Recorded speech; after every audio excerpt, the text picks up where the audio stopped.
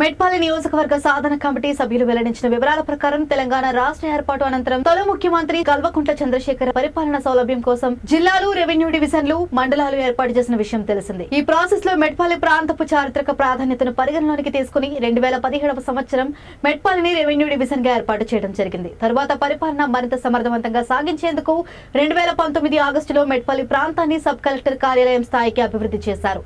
అయితే ఇటీవల Metpally sub collector కార్యాలయానికి ఉన్న బోర్డును తిరిగి రెవెన్యూ డివిజన్ కార్యాలయం బోర్డును మాత్రమే ఏర్పాటు చేయడంపై స్థానిక ప్రజల్లో అసంతృప్తి వ్యక్తమవుతోంది. ఈ పరిణామాల నేపథ్యంలో మెట్పల్లి సబ్ కలెక్టర్ కార్యాలయం బోర్డును పునఃస్థాపించి మెట్పల్లిలో ఐఏఎస్ స్థాయి అధికారులను నియమించాలని ప్రధాన డిమాండ్తో మెట్పల్లి డివిజన్ ప్రజల మనోభావాలను ప్రభుత్వం గౌరవించాలని కోరుతూ ఈ రోజు Metpalli revenue division assistant revenue officer Vijayalalith వినతి పత్రం సమర్పించారు. మున్సిపల్ పేరుపటం దగ్గర నుంచి సీఎం వరకు 100 ఫైన్ ప్రతి వారికి డిస్ట్రిబ్యూట్ చేసుకుంటూ దండం పెట్టేస్తున్నాం. మా మెట్పల్లి రాజీవ్ శర్మ గారు ఉంటారు. మా మెట్పల్లి కానీ దండం పెట్టేసి మెట్పల్లి అని ఈరోజు ఈ విధంగా మా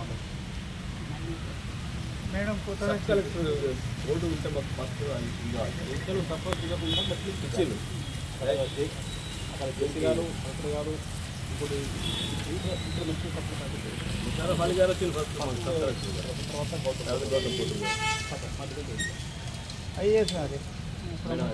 మాకు సబ్ కలెక్టర్ గారు ఉంటే కొన్ని పనులు కూడా తొందరగా అవుతాయి. అడ్మిషన్ బాగుంటుందని అట్లా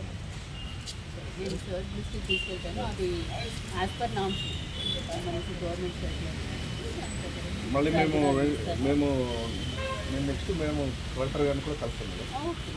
మీరైతే పంపించండి.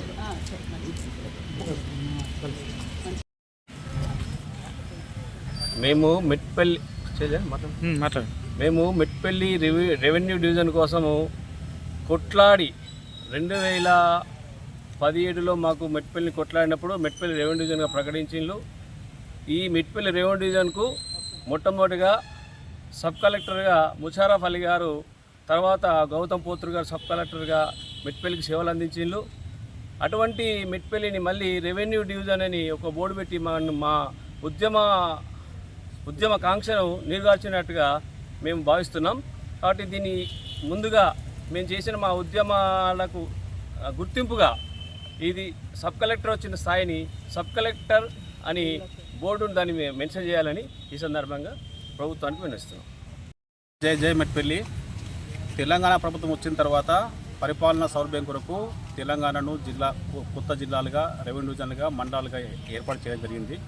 అందులో భాగంగా మెట్పల్లి ఘన చరిత్రను చూసి, అలాగే మెట్పల్లి రెవెన్యూ డివిజన్ సాధన కమిటీ వాళ్ళు చేసినటువంటి ఉద్యమాలను పరిగణలోకి తీసుకొని మెట్పల్లి రెవెన్యూ డివిజన్గా ఏర్పాటు చేయడం జరిగింది 2017 సంవత్సరంలో. తద్వారా 2019లో మెట్పల్లి రెవెన్యూ డివిజన్ను సబ్ కలెక్టర్ ఆఫీస్గా అప్గ్రేడ్ చేయడం జరిగింది. చేసి ఫస్ట్ ముషారఫ్ అలీ గారిని ఐఏఎస్ అధికారి మెట్పల్లి నియమించడం జరిగింది. వారి తర్వాత రెండవ ఐఏఎస్ అధికారి గౌతమ్ పోత్రు గారు నియమించడం జరిగింది. అప్పటి నుండి ఇంతవరకు మెట్పల్లికి ఐఏఎస్ ఆఫీసరు రాలేదు. అంతేకాకుండా ఈ మధ్యన జరిగిన పరిణామం ఏమంటే, మెట్పల్లి రెవెన్యూ డివిజన్ మీద సబ్ కలెక్టర్ ఆఫీసర్స్ బోర్డు ఉండే, కానీ ఈ మధ్యకాలంలో దాన్ని తొలగించేసి మెట్పల్లి రెవెన్యూ డివిజన్ అని చెప్పేసి బోర్డు తయారు చేశారు. కాబట్టి మెట్పల్లికి యథావిధిగా సబ్ కలెక్టర్ ఆఫీసు బోర్డు పెడుతూ ఐఏఎస్ ఆఫీసర్ను నియమించి మరింత మెరుగైన పరిపాలనకు పూనుకోవాలని చెప్పి మేము డిమాండ్ చేస్తున్నాం.